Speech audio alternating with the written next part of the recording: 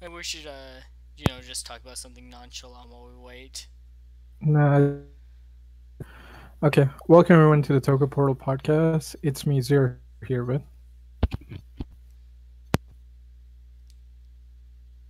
Nobody. Nobody's here apparently. Well, except for me, Cider. Drago. And Rai. Welcome to Kamen Rider Build, episode 11. So, opening up, our heroes suspect that Bloodstark may actually be Katsuragi, the supposedly dead scientist. And they find in his notes that he actually designed Bloodstark's suit as a rival for the Kamen Rider to raise his hazard level. This actually just supports my personal theory that Sento is Katsuragi.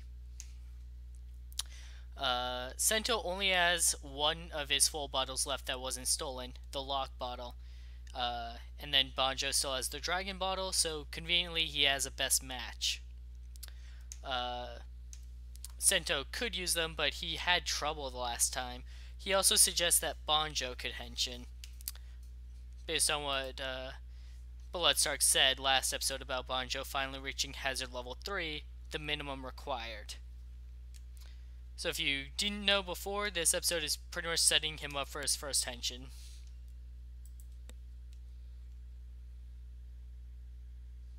Well, of course. It's always on the preview was new writer and yeah.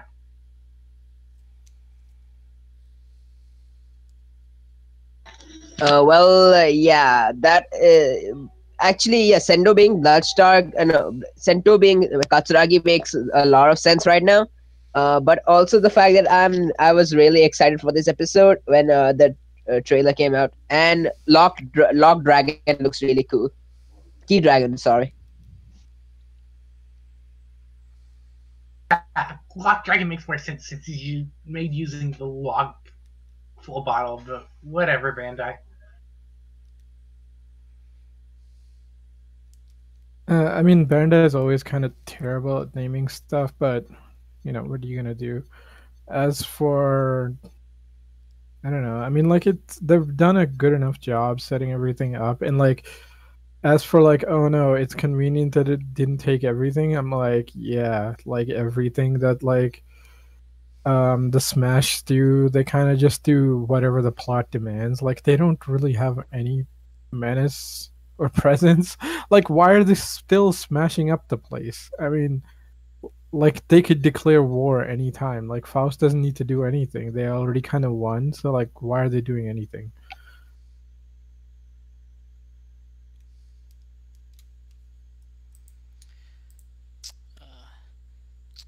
They get a smash report and follow up on it. It turns out to be an ambush by Night Rogue, who wants the remaining full bottles. We find out later in the episode he only needs 3 more for the 2 panels on Pandora's box. Banjo gets ready to henshin, but Sento takes his bottle from him, saying he's not ready. Sento uses it to henshin into build, but it soon overwhelms him and he's forced out. Stark shows up and Banjo attempts to henshin, but the bottle is rejected. Stark distracts Night Rogue while they escape. It's interesting to see that a lot of Banjo's strength did come from his bottle, because he was beating up Guardians left and right before, but without it, he was actually having a little bit of trouble here. Still don't entirely understand what Bloodstark's motivation is, other than my theory that he's actually Soichi and he's just trying to push Sento along, assuming that Sento is Katsuragi. Why Nairogue still Uh, partners with him, though, that's baffling me. Yeah, the whole Night Rogue versus Bloodstark thing is weird. Because they were both billed as evil writers, and it seems to be instead of good versus evil, it's good versus 2 other parties that we thought were evil, but who the frick knows what they are now? You know what was awkward in that scene? Basically, you know when Nitro is right there standing, Sento and Ryuga just escaped, and Bloodstark also just ran out. He could have changed them. They were just really nearby. That was weird. Yeah, it didn't make any sense. Let's start defending them. I want to know who he is already. I'm pretty sure he's Soichi. Yeah, I'm gonna go with Rai. He's probably Sweetie, or at least that's what it seems like. Because like Bloodstark has that like weird like face changing power, and then Sweetie had that time where he turned like the tablet into like a back scratcher. So maybe there's a hint there. I don't know. I mean, maybe it's the same I, power. Yeah, go ahead. I thought he was just super strong and twisted it up. But No, now that because you it mention becomes it, like a yeah, no, you're probably 100% right there. Uh, yeah. I mean, the thing is like they're good actors, or like it's fun enough to watch the scenes with like Bloodstark and Nitro, but realistically, all they do is whatever the plot demands. Like, what the fuck is their end goal? Like, it's not as terrible as in some shows where it's just like, all right, we're just here to be the villains and whatever, you know? Like, it's not, whereas like on and on people go on about Kamen Rider Black, like the main three are kind of shit. I mean, it kind of makes sense because they've been alive for like millions of years, and at this point, they kind of just run out of ideas. So they're like, whatever, man. Like, they're barely giving a shit at this point. By the time Black shows up, so I'm like, okay, yeah, kind of. But like, at least Nightrogue and Bloodstock aren't that boring. But like, there's no menace. Like, okay, I get it that like, yeah, Bloodstark doesn't like Nightrogue bossing him around, which makes sense because like realistically they should be about equal or close enough in power. But like Nightrogue doesn't do anything to like smack Bloodstalk around because like, okay, dude, you're clearly fucking with my plans. Like you just let the enemy go. Like, okay, before we could kind of go with it where he's like, all right, we're letting Build go so he can make the bottles, but I'm like, we want their bottles, like all of them now. Like, there's no reason to for Nightrogue to just be like, okay, cool, you let them escape. It's part of our plan. Like that's not part of your plan. Like you didn't even try to stop them. It's like that's just bad writing. I mean, like I can't even blame it on directing because like you can't save this scene with like how are you supposed to save that? They don't do anything to escape. Like there's no reason to let them go. And it's not even like Bloodstark was trying super hard to protect them or something. I mean, like that would be an interesting twist that like these guys are super important to his plans. But right now, it seems they're like, if they work out, they work out. If they don't, then who cares?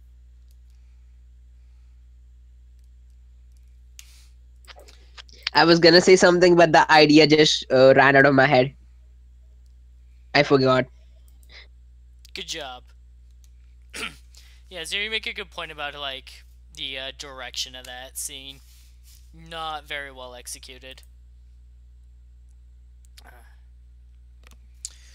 At the lab, Sento explains that Banjo couldn't henshin because he didn't have the desire to save someone, because that's the way he built the belt. Uh, then during their conversation, Sawa takes a peek into the place where Misora had discovered the wiretap. On her way out, Misora confronts her about it. I thought that they might like drag that mystery out a couple of episodes, but no, we just get the answer now. Sawa, it was in fact spying on them. And none of us rather, are surprised, I don't think. Are any of you surprised that it was actually her? I think we discussed it last week. And did we? Yeah, we did discuss it last week, and pretty much all of us Who said did it we was decide Sawa. on? Did we? I don't remember. Last week when we were discussing, I'm pretty sure all of us said, yeah, we're pretty sure it's Sawa. Yeah, I think that's how it went down. I mean, like, it's not surprising, and it's interesting that we didn't drag out this mystery. But the thing is, like, I was watching like Chris Amadeus' video, and he's like, okay, good that they didn't drag out the mystery, but the problem is like, all right, Miss Sora knows who she is and that she's a spy. Why didn't she tell anyone? Like the only explanation is like, all right, maybe she wanted like for Bill to go save her, even though she betrayed them, and she's like, I don't want to cloud his judgment. Maybe that's the only reason why she would hide it, because otherwise it's like, hey, look, we have a security breach. Like this is a big problem. Like this is information. I mean, it could be just typical Japanese writing style, but I don't know. I think it's more of like a like plot hole right there, or at least like bad characterization. Because like it Yeah, finally seemed like yeah, it finally seemed like Mizora had like some agency in the plot, and then she like finds stuff out and she does nothing. Okay, go ahead. Toshiki Inoue writing. Yeah, that's what I was thinking too. I'm like, all right, the show has pulled so much Fi shit. Like, all right, I like Fi's a lot, and like apparently the writer of this show probably does too because of all the Fi's references and names and shit. But like, there are some things you should not borrow from Inoue, man, and this is one of them, which is like, oh well, we can give you the information, but for drama, we can't. I'm like, ah, don't do it, man.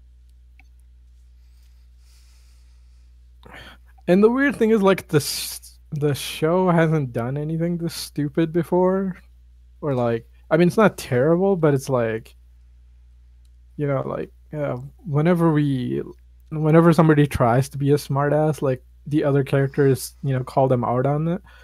So it's weird having nobody like notice anything. I mean, I get Sento was busy and like Ryuga, like he doesn't give a shit, but like she should have said something.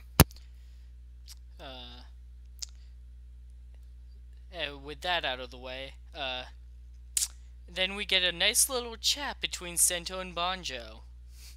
Uh, Zero, do you want to start off on this? Because I know you have some feelings about it. Yeah, thanks. Okay.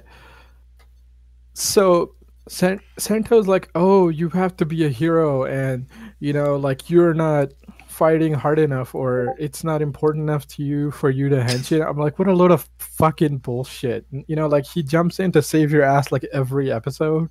Plus, like, name the writers, like go down the list. The vast majority of them signed up to become writers for like their own selfish enough reasons or vengeance. Like 80% of the writers are not good guys, especially not the secondaries, at least starting out. So like, don't give me this crap of like, oh, you're not worthy of being the writer from because of all the shit he's sacrificed. Like that is such nonsense, right? Like, oh, you don't have like in it to protect people or fight hard enough. I'm like, okay, I can't. There are very few writers who've lost more than Ryuga has at this point and become a writer. Like, there are very few. So like, that is such nonsense. That just parted out the damn episode. I was like so ready to like smack Santo at that point. I'm like, shut the fuck up, give him the belt. Like, people are dying. There's no time for your bullshit. Well, people could be dying if the Smash actually did something. Okay, so counter arguments. First off, Sento doesn't know about all those other riders that you were referring to, so it's not like he's comparing Banjo to them. Second off, I get the feeling that Sento may have been trying to encourage him through antagonistic means. Yeah.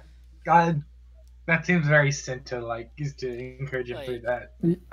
See, Yeah. here's the thing, like, that doesn't make any sense because, like, okay, it doesn't. Okay, the problem is the show does not acknowledge how dangerous of a situation they're in. Is like the enemy literally has like 95% or more of everything you could use to fight them. Like, they have well, actually, they should probably know. Do they know that Gentoku is blood or Night Rogue? no. No, that No, that okay. that seems to be Okay. next episode. All right. All right. So it's close enough, but they know that like Faust is fucking up shit and they're basically on the ropes and they're treating us like, "Ah, no, it's cool. You can chill out." You'll just hench it when you're ready, dude. Like I'm like, what the fuck? Like I didn't really get that impression. I I got the know, impression but that like they were like in a desperate situation. Not like too desperate, but like Sento is trying to like edge Banjo along. Like, come on, dude, get your shit together already. I know. I mean, like the rest of the episode did a good enough job. It's just that middle section where just Sento just kind of gets on my case. I mean, like he does all this like speech and shit, and I'm like, okay, dude, like Ryuga does not need any more motivation to go and fight Faust. Like they killed his girlfriend, they framed him for murder. You know, like, oh, and he's already shown that he wants to save people when it comes down to it.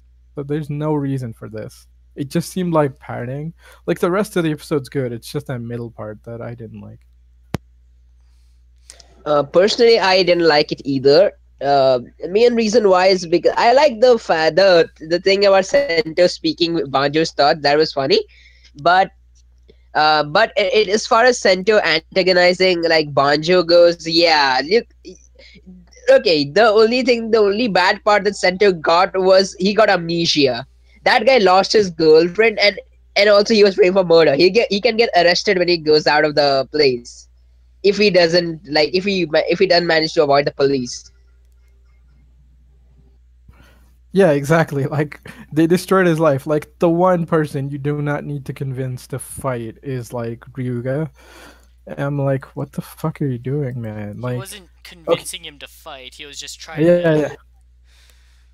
Okay, see, I didn't realize that Sento was the one who's like saying all that crap when they're in the cafe. I thought I'm like, okay, Ryuga, what the fuck is with these weird ass lines? Um, yeah, I don't know. I think it's just that middle part that was like, it seemed so like it seemed like padding. Like there was no purpose. It was just like, oh crap, we ran out of time. We just have to put a scene in here. Because everything else in the episode works. It's just that one like cafe scene where it's like Ryuga's sitting by the window and like Sento is sitting by like the cafe bar thing, and then like that scene like didn't need to be in this episode. It just kind of killed the pacing and everything. It definitely felt out of place, but I felt like it was a good like building up for their relationship with each other. Yeah, I suppose. Like it's not terrible, but it's not necessary. That's the problem. Because the rest of the episode is good, especially because like last week it's like, oh, I thought it'd be more like a two-parter thing where it's like, oh, last week's like, okay, Sento gets his ass kicked.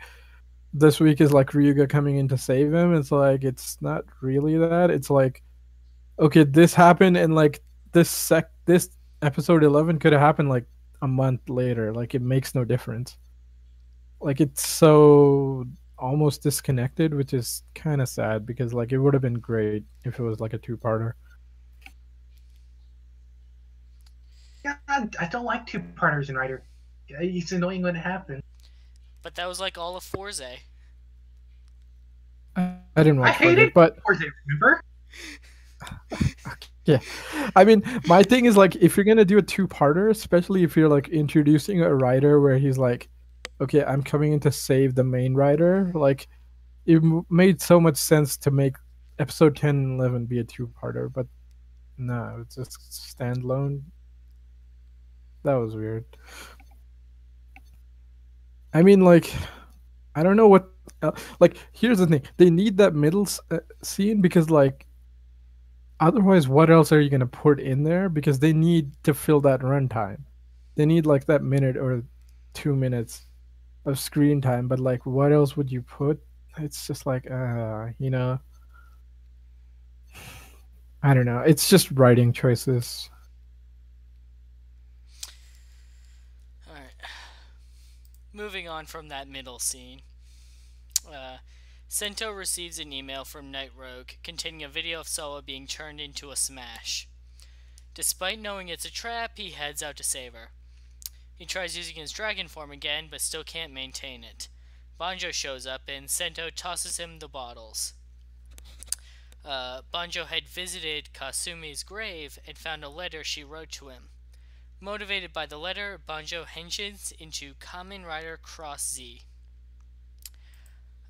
That was actually a pretty good letter sequence that they gave us. And then the henshin, I thought that I was actually surprised. I didn't think they were going to do like the same little wireframe pop out thing for him that they would do for Sento. It's the same driver, so that makes sense. Yeah. So Sento's probably going to build a second one now because otherwise they can't both transform at the same time. It's going to be an interesting few episodes until that happens, though. Seeing them pass it off. Or maybe he's gonna get. Oh, sorry. No, I was gonna say maybe it means we'll get more Ryuga fights. Oh, assuredly.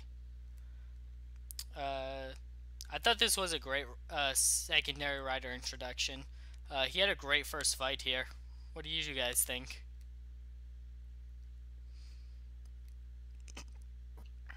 I love his dubstep sword. Just dubstep sword is fun to say. Okay. Okay, Drago. I think you were saying something and we cut you off. Go ahead. Okay, it's fine. Well, what I was saying is that yeah, son, you know what? In the Kasumi letter scene, right? If they had just like, asked Sento just to give directions to the grave, that if that was the only padding there, then it would have been much better than whatever he said to Bonjo. Yeah, because the letter did the job of making him realize what he's gonna do. Yeah, And that's good. Good. yeah. Otherwise, I love the suit. Actually, this is like the second time since Gatak that this has been a really great secondary rider introduction. As far as like the Cash becoming the secondary rider instead of like some dude just appearing out of nowhere. And this is also I think after since Ghost and Excite that the secondary rider has appeared a bit later. Yeah, especially considering we're getting a couple more riders in the show. Yeah, it's interesting. Yeah, and also the fact that I really love as far as fights go, rather than builds fights, cross fights was much cooler. And the second thing is the Banjo fights really well as a human being rather than a rider. I mean, no, he fights well as a rider as well, but he fights better as a human being against other riders, so the fights become more interesting than any of Bill's fights have been so far. Except the previous episode where he and Banjo were fighting Night Rogue and Bloodstark. That was cool. Then that's it. Yeah, I mean they are interesting and good, but that only implies it's like, all right, make a rider and their only ability is rider punch. And like there you go. How do you make interesting fights? And it's like that's basically what's happening. Because nobody fucking rider kicks anything nowadays unless it's like super duper CGI powered insanity. Like, oh, this is gonna be the most epic thing ever, and we're probably gonna use all the budget on this rider kick. But I'm like, okay, Banjo is basically just like rider punching everyone. I'm like, all right, dude, just give him a suit. His ability is he punches shit. Like he's a boxer already. It would make perfect sense. And yeah, I agree. His fights are always way more interesting. This was a pretty good, interesting fight. I also agree that like yeah, it's been a while. Like Gatak, I think was probably the last. I mean, there might have been some more, but like Gatak, yeah, definitely the amount of time that they spent on Ryuga is comparable to him, so it makes sense, and it's actually really well done. His suit's interesting though because it's like okay, the mask part is either like Deno or Kiva, like mask, and like the jacket is like Coast, and like the undersuit is like Build or Build or Double, and then his sword is straight up just like, oh, okay, so it's like a slightly different version of the Zanbat sword from Kiva. I'm like, all right, that's not terrible. I like the attack though. Like it launches like the energy wave. I don't like that you have to do it twice. Like if you only had to do it once, it would be fine. But like doing it twice just kind of slows it down. Like what the fuck is it with the show? It's like they have I, good gimmick. They have good gimmicks, and then they have to make them like dumb. Like the full bottles aren't terrible. It's the shaking them that's fucking trash. And like having I to don't use care about the sword. It's a dubstep sword. okay. I mean, like I like the energy visualizer stuff. That's fine. It's Go ahead, right? they're playing it up for like toy value. Like, hey, look how cool it is. I mean, the fight was fine. It's just like I wish he doesn't have. It's like it's the same problem. It's like the build driver is fine. Like just put it in and it's fast. But like the way they do it in the show is so slow. It's like, all right, dude, you're gonna get your ass kicked. I mean, like the sword isn't as terrible, but it's like having to do it twice is so like who would design that? That's so stupid. Again, I mean, besides Bandai. they're compromising between plausibility and appeal. Okay, yeah, now remember what I was gonna say. Okay, there were a lot of Kiva references this episode with the cross dragon. No, I don't know seriously, if he it's said Kiva Dragon. I mean, I no, don't know if it's a Kiva reference. because he said koi, like how this one Wataru says he catches the dragon, catches the bat, right? He raises his hand first, and then and Kivat Yeah, just Yeah, yeah, just that's like what I anyone from Kabuto. Or No. double with the extreme memory. Oh shit. No, okay, and I mean, then I can see the Kiva stuff because like look, he transforms with the dragon. He calls it, and he has like a sword that's just like Kiva. So they might be doing a Kiva thing. Kiva yeah, didn't have a dubstep sword though. he He had had he like had an a energy blade that you had to charge up, and like well, Zanbat sword. yeah, the Zanbat sword. You have to like seal up the energy if you use it. Yeah, Because yeah, like and also wait, Kiva's. Yeah, go ahead. and also there's like the wake up part whenever he transforms. So I'm like, Wake it's probably Kiva. up! It's probably Kiva reference. That's what I was Yeah, getting at actually. probably. I I'm can't tell if like wake up is really cool or really dumb. dude, in Kiva, it's the coolest fucking thing.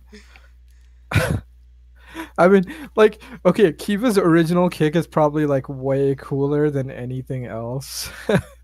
I mean, Kiva has really good designs, but like his first rider kick in base form is so fucking badass. Actually, anything Kiva. Like, Kiva's one of those shows where it's like it has a ton of gimmicks or gimmicky shit, but like the way that they shot it, it looks so badass. Like you forget how gimmicky this stuff is. Kiva might actually be the most metal rider. I mean, yeah, he's pretty close. Like it depends on like, probably at this point. You know what? Why not? I mean, he did kick the moon back into orbit, so why not? But that was just in the movie. I didn't see the movie, so I'm like, wait, he did? Yeah, in at the end of the movie, like, um, Arc shows up, or yeah, whatever. Like this Saga, maybe? black Kiva form. He's like 3 times Kiva's size. His power is like he's another one of the like vampire tribe things, but one of the side ones or something.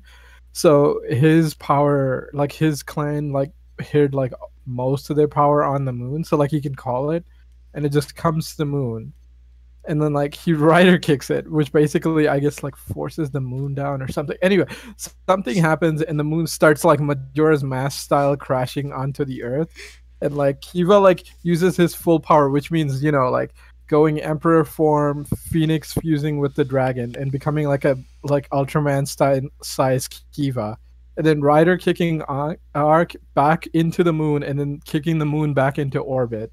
And then once he's done, his symbol is on the moon. It's such bad. Why haven't I seen this my movie? God. Eat your heart out, fierce deity mask.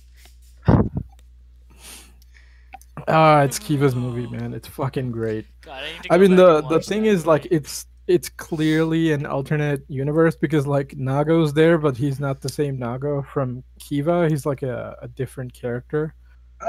Okay, so while we are on a tangent, I've been browsing Team Bandai. They have Ryuga's shirt from this last episode up for order. You want to know what it says? What does it say? It says, "Keep your mind, be open, window every day." Like the most masterful English ever.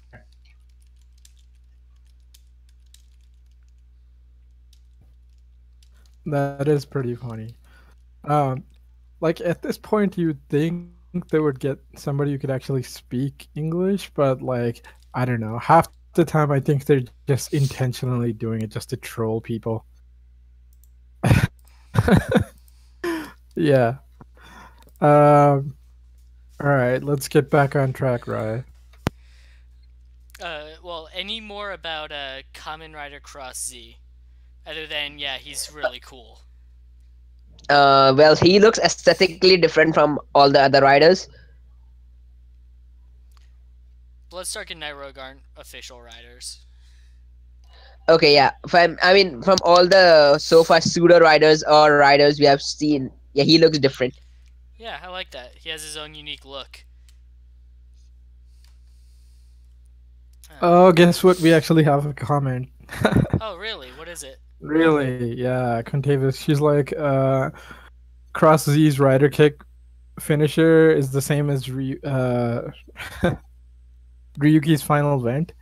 I'm like, kind of. That's what I was thinking too when I saw it. It's kind of like Ryuki's final vent, and then Fang Joker's like finishing part because it gets the slash.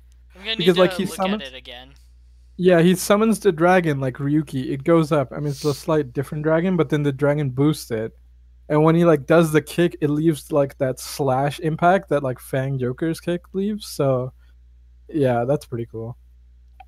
But I'm like, hey, what the hell, man? Ryuki's finisher was cool, so let's use it. Was. No. What? Wait, you didn't I like like Ryuki's finisher? What? Okay, Ryuga's I like finisher. I like Ryuga's finisher better. Okay, yeah, he's in Ryuki also. It's cool. It is literally just the Dark Ryuki. Or did you mean no, Banjo Ryuga? Okay, this Ryuga's finisher also looks good. Okay, wait. You know what? This Ryuga situation will get confusing at one point of time. Yeah, it's like the Taiga thing for Kiva. And I'm like, okay, stop. Or the Tachibana. It's like, okay, which Tachibana? There's so many of them. Do you mean It's like- Tachibana the organization from Hibiki? Okay, Takeshi. That's the organization. No, they were Tachibana. Because no. There's the original. There's the one from Blade. There's one in Forza, right? No, that I know. There is one in Forza. There is? Yeah. Shit. Yeah. And then there's the one in like Amazons. So there's like at least 4 of these guys running around. Oh, and then there's like the first and the next have one. It's like so okay. That's also weird because he's played by V3, which is weird. Yeah, I mean like his kick was good. I think like Ryuki's problem with their rider kicks is like, holy shit, we finally got this CGI shit to work. Let's just put them on all the rider kicks. And it's like, all right, you kind of went overboard. Like Oja, he's badass, but his rider kick is the stupidest thing. The bicycle kick. It's terrible. Like, okay, the only one that's worse, it's Mutsuki's fucking like spinning like ice cross kick thing. That's even dumber. But like other than that, Oja's would be fine if they played it faster, but at that speed you can see how bad it looks. I know. Alright. Okay, have you guys seen Ryukendo? Seen what? I know of it. I I've think I seen have like it one downloaded episode. somewhere. Okay, yeah, Ryuga gave me Ryukendo flashbacks actually more than because how the dragon was placed. Yes. Oh my god, that's so true. When they summon it, yeah. I remember that part too. I was like, I've seen this somewhere. I just What don't are you remember talking where. about? Because in Ryukendo, when they activate their like henshin thing with like the key and they put it into the sword, the gun, like they shoot it and their dragon comes out, and it comes out exactly how like Ryuga's like finisher does it, where it's like the dragon just shoots out, makes like their dragon form, and then comes down, and then the henshin. It's the exact same thing, Huh. except it's like their henchining form. It's interesting, but yeah, man, like I wonder if Bandai is like, all right, we did this shit like forever ago, or some other companies. Nobody's gonna remember. It was Takara Tomy. Ah, was it? Oh, that's interesting. Yeah, that was So, Takara. I mean, I guess it makes sense because they did. I guess the Rescue Fire was their Sentai one, right? That was Rescue Fire was Tomika. Takara Tomy. Yeah, wait, Yeah. Takara Tomika? Tomika is made by Tomika? Takara Tomy. Yeah. Yeah. I couldn't remember. Anyways, All I knew Takara Tomy for right now is Transformers and Pokemon. Transformers. Yeah, they make them. I mean, they did like, they. Okay, this is the weird thing. Like in the mid 2000s, like a lot of companies made their own tokusatsu. Fucking Konami had their own. wait, It what was did like Konami do? uh Yu-Gi-Oh! Based Kamen Rider.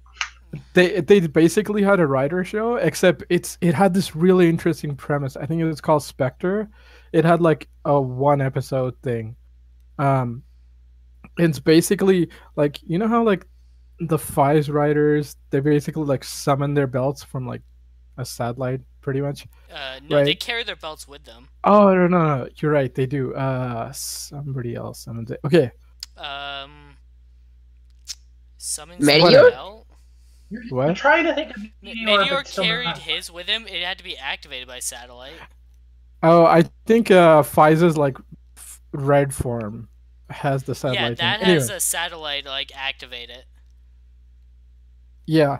So what happens in Spectre is like there's different regions of the world. I think there's three. So it's like Asia, like the Americas, and like Africa. Each have like basically their own rider person, but they only have like one suit, pretty much. So it's like you just like, okay, you're on duty, the satellite's over you, right? Like, and if you run into, basically they're kind of like, you know how in Ultraman the Earth Defense Force thing, they're sort of like that. They or Ultra 7X, where they're basically like kind of like a spy agency who fights like aliens and stuff. It's sort of like that. That's what Spectre was.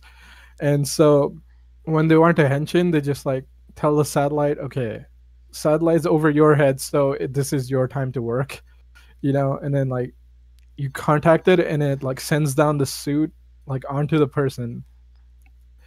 But the thing is, I think it was like you had to be in like line of sight or something. So like, he has like more weapons and stuff, but like they're restricted. So like, it's the rider, and then he has like an operator. It's like, all right, the rider is like, okay, send me like my super. It's like, dude, you can't. You're not authorized to use that right now. You know.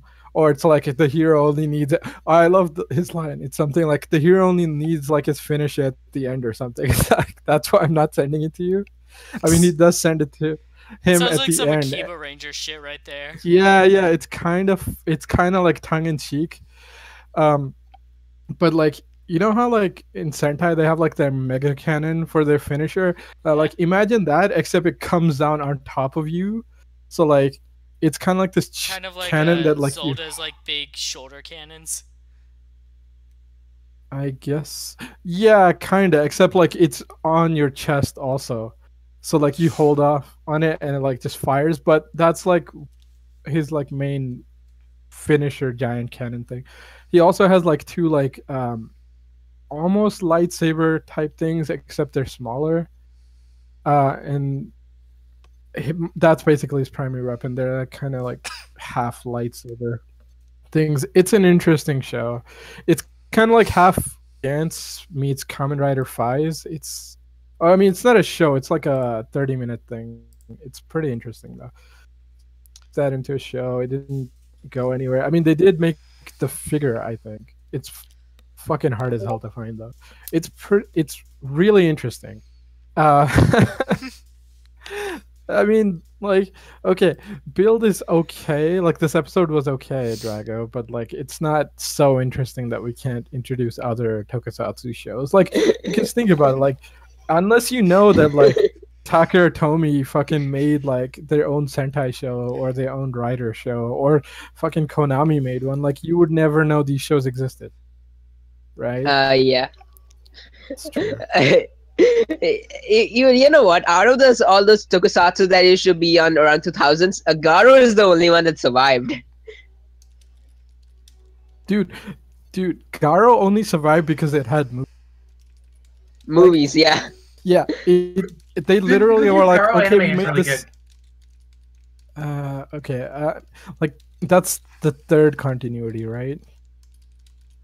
No, this is They so there's original Yeah, There's there's original, then anime. there's anime There's a- and there's like season 3. I think Yeah. TV Nihon Yeah, breaks it down to 3 three. different ones. yeah, I think there's 3. I mean, like the animes are all either the same or they're all each different, but season 3 is like Ryuga. Oh my god, man, there's so many different. The TV Nihon marks them as anime continuity and original continuity and Ryuga continuity. Yeah. I mean, like, at least, okay, Ryuga's continuity has fucking Guy and Decade in it, so it can't be terrible, but I watched season 3 and it was not good enough for me to sit through the rest of season 3. So I've never picked up that continuity. I've seen, like, most of the stuff from the original, though. Yeah, but, like, they made Garo and they're like, okay, we did season 1. Like, is this all we're gonna do? And like later on they're like, all right, let's try a movie. What, the movie is actually a success in theaters? Maybe we should do season 2. Except they didn't. I think they did like 3 cinemas and then season 2. Yeah, like Garo is weird that it even survived, but now it's pretty much unstoppable. It's gotten localized to the US. Oh yeah, Blu-ray. yeah, that's cool. Yeah, it's getting localized and stuff. I mean, that's one of the other things is like Toei refuses to fucking like move on and acknowledge that it's like 2017. Like, it's so like Toei and Bandai are so stuck with like, no, we will control everything. You will pay us insane amount of money. Not exactly anymore. There's the Shout Factory releases of the Sentai. Yeah, I don't know how the hell they manage that, because like Bandai basically refused to lower their prices to the extent of like, no, we're just gonna shut down Bandai of America, then lower our prices. So like, What the fuck maybe was that thinking? yeah, because like the reason why like Bandai anime and stuff were so expensive, like the reason Gundam and stuff barely got proper localizations is because they're like, no, this is what it costs in Japan. This is what you're gonna goddamn pay here. They're like, no, this is not working. No, we're just gonna keep sticking with it. It's like, oh look, Bandai of America is not making money. Let's just shut it down. Well, Bandai America's still going, technically. Yeah, I know. They're just making Power Rangers toys. But well, they've got a couple other things, but not much. Yeah, well, I know. It's Like, been they used to strong be. for over 20 years. Well, part of the thing is, The thing is, they like, might be able to make were... something with Macross, except Harmony Gold is a big pile of shit. Oh god, Macross is a fucking logistics nightmare. Like, Harmony Gold is the worst piece of shit company. I mean, like, they're not insanely terrible, but they've done such a dick job. Like, they've held on to the copyright for so long that basically outside of Japan, like, releasing Macross is pretty much impossible. Like, they're such assholes. I mean, like, you can go to the other extreme and then like rip off Ultraman and then rip him off so much that you make him the villain of your Chinese show, and then be like, all right, what are you gonna do, Subaraya? Like, technically it's not in Japan. What are you gonna do? So it's like, Subaraya got rights to the international release of Ultraman recently. They Yeah, won the case. finally, right? Actually, Ultraman's pretty cool because they've been like localizing stuff in like South America and stuff for a long time. Plus, they've been Crunchyroll. simultaneous Crunchyroll, yeah. And I think Garo probably saw that. I mean, considering this teamed up with like Square Enix for like a DLC pack thing or event, that's pretty cool. I mean, hey, why not, right? Like, if fucking Toei is not gonna straighten up, like, at least let the other tokusatsu companies succeed. Maybe one day Toei, like, they have an app. It doesn't make sense. Like, fucking just release it in the West. It's not even hard. It's the same goddamn software. Just put an English front end on it, and you're Wait, done. Like, what? You're talking about the Garo DLC? no, no, I'm talking about like Toei. It's like Garo got that DLC, and like if people didn't already know about it, with teaming up with Square Enix, okay, they release That the that made original it to the show. U.S. servers of Final Fantasy 14, and then Climax Heroes is getting a English language release for probably Singapore. Is probably where it's coming from. That's not for the West though. That's because like Singapore and Hong Kong exist. Well, they're not gonna. Nobody's interested over here. It's gonna lose some money if they bring it over here. Just 100%. They're gonna lose money if they try to localize it to the U.S. Yeah, I know, but it's already in English. Just release it. Um, like at least PS4 is not region locked, so that's fine. But like, Well, I wish that was there on the Switch because now I'm very confused whether to buy a PS4 or a Switch. They both have I good have libraries. both. what? What? Sorry, right? I said they both have good libraries. Like, you can't Yeah, go wrong the- either way. Pretty Unless you solid, have right? something against PS4 has like, a slightly. PS4 has a slightly bigger back catalog, and that's because it's been out I longer. would say if you're. Yeah, I would say if you're in the US, you're probably going to get better deals on the PS4 for Black Friday because Nintendo's winning right now. And wasn't this a podcast to talk about the latest episode of Build? Right, and we still have to finish the episode. Yeah, we might want to go I've been past trying to that. get it back on track, but Okay, okay. Why? Why not? I mean, this sort of leads. Okay, I could tie it back in. oh Where really? it's Please like- do. Yeah, Really, let's- really. I challenge you. Okay. Tie it back in. We're talking Okay. about. So- We're talking about fucking. I don't even know anymore. All right. Yeah. All right. This sort of leads us back to the whole like Toei and Bandai's business practices. There you go. I tied it back in. Where it's like, Suits okay, the freaking sword gimmick is stupid, but they refuse to learn because I guess they're so fixated on the same mentality of like, oh, this made money once, let's just keep doing it. Like they Amazon's came out. Like there's no reason to dumb it down this much. Like it did enough that like, it got a second season for fuck's sake. Hell, it's getting a third season. Like you do not need the gimmicks. Wait, when they confirm season 3? Season 3, well, like season 2 ended and they're like they played the trailer for season 3, so I'm like it had to be confirmed at that point.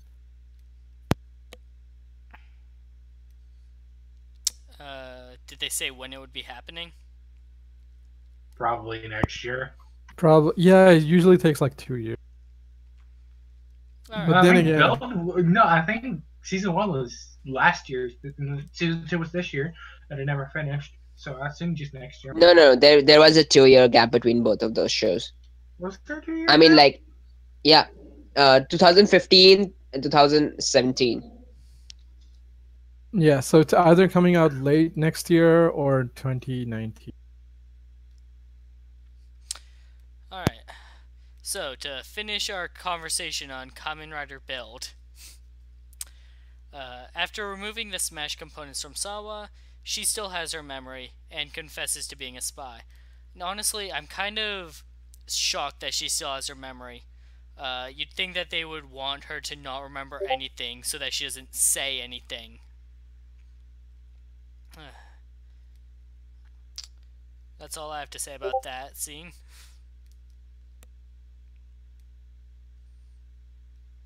It was a scene. She's a thing. They're gonna let her back in just forgiving her, which is slightly less atrocious than forgiving somebody after they tried to kill you. I mean, that's what next episode preview makes it seem like. It's probably not that they are gonna let her back in, or maybe it's just that they are just gonna like ask her for information and she's never gonna come back again. I hope that's the case because she is not that what do you call it? Interesting of a character anymore. She hasn't done anything. Yeah, that's the main reason why. I think if either you develop her character enough to justify her staying, or you remove her out of the equation. And I was actually excited for there to just be a normie character like her around, and yet she hasn't been relevant. Yeah. My thing is like lately she hasn't done anything. Like if she was oh my god, I don't remember her name.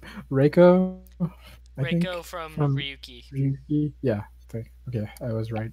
Um, like if she was proactive like that character, she could be interesting, especially going forward. But at this point, like I don't know what their plan is because it seems like oh, she's the spy. I'm like, okay, like yeah. Also, like it's weird that the brainwashing didn't affect her, or like she didn't forget. Maybe it's only if you Uh, like pump it, I think like I if you think she give her. forgot the location of the Faust area, but she knows all the government shit. Yeah, it could be that. Like maybe you only forget like the last day or so. They made it seem like they know how much to give to cause how much memory loss. Yeah, it kind of does seem that way. With the whole In maybe, Katsuragi's mother situation. yeah, I was thinking maybe they thought that like Build was just gonna kill her, so like why even bother, Why would they right? Like think that? I don't know, maybe they know she got found out because like the president obviously must have told Faust like yeah okay she's no use to me just experiment on her. So like that's like that might be one reason why they didn't like it's a plot. She probably maybe it's because she works for Namba but not for Faust. Yeah, fair enough. I mean like yeah, to be fair, I guess that does make sense because like if Namba goes down, like that just makes Faust's job easier because they don't have to coordinate with him anymore, right? Like they already got everything they Yeah. needed.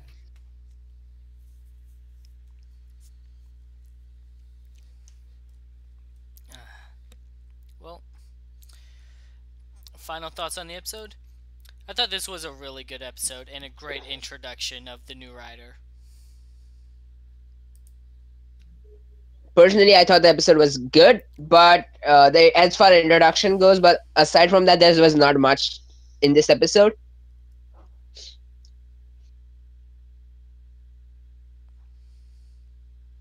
Slider. You go first. Okay. Yeah, I'm gonna have to agree with Drago. Like it was an okay episode. Like the middle really kind of dragged.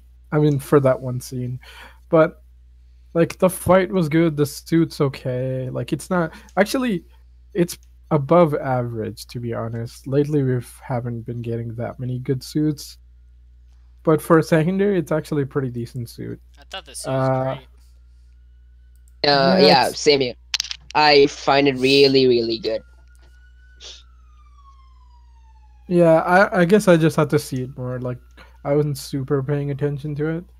But like you know what I felt watching the fight is like, oh, this is what a rider fight usually looks like. You know, using your abilities to knock around the bad guy because like lately Bill's kind of just been like standing there or just like using his finisher. So I'm like, okay, at least we're getting back to the standard rider like fight choreography, I guess. So that was decent. Yeah, I kind of wish like something more would happen, but like whatever. I guess this is the end of like Ryuga's like becoming writer arc, so they didn't want anything else getting in the way.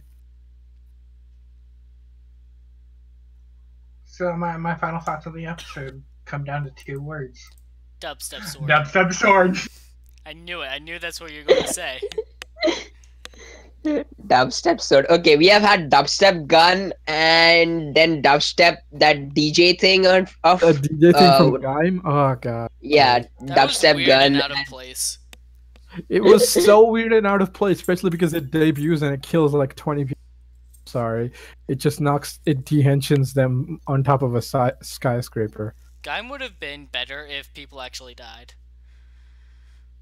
But they did. Yeah, sure. I mean, like it. Gaim, like, okay, it did have the realization, like, oh shit, you know, like maybe we shouldn't just be gunning down every monster we see because like complicated shit's going down. Its problem was like too much stuff going on.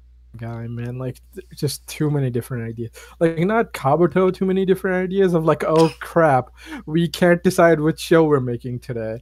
Also, It's we just made our like- main rider too strong, and we can't make a villain strong enough to fight him. Yeah, like Kabuto's problem is like it's too much show in too little time, or too many different shows. Like Fives has that too, but it's only in like the last 3 episodes where it's like, okay, this is like season 2. We don't have season 2. We're just gonna cram it into the end. Gaim was like from the get go of like, okay, what the fuck is the show even about? Like, let's just throw everything Alright. together. But enough about Gaim. Yeah. I guess that's anything it. else? Yeah. All right. Thanks for joining us, everyone. See you next week. Dubstep sword. Thanks for joining us. We'll see you next time. Bye bye.